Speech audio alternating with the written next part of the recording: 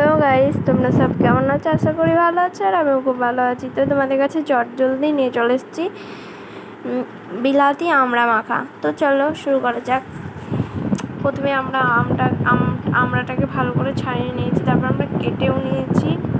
এবার আমরা একটা বাটিতে আমড়াগুলোকে ঢেলে নিয়েছি। এবার আমরা আস্তে আস্তে মাখাবো। তো প্রথমে আমি লবণ দিয়ে দিয়েছি,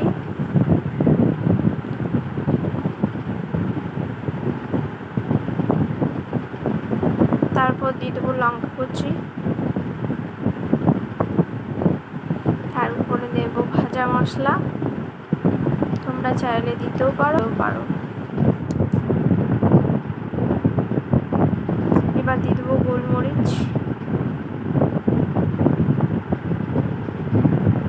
এবার দিয়ে দেবো কাসুন্দি।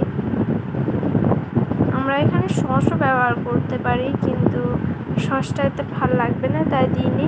তো এবার আমরা ভালো করে মাখিয়ে নেব।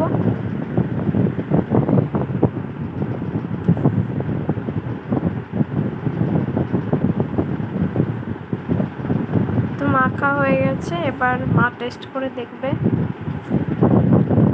তো যারা আমার ভিডিওটাকে দেখছো অবশ্যই আমাকে সাপোর্ট করে আমার পাশে থেকো, আর আমার চ্যানেলটিকে সাবস্ক্রাইব করতে ভুলো না বন্ধুরা।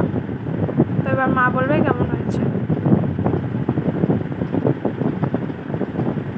মা বলছে দারুণ হয়েছে।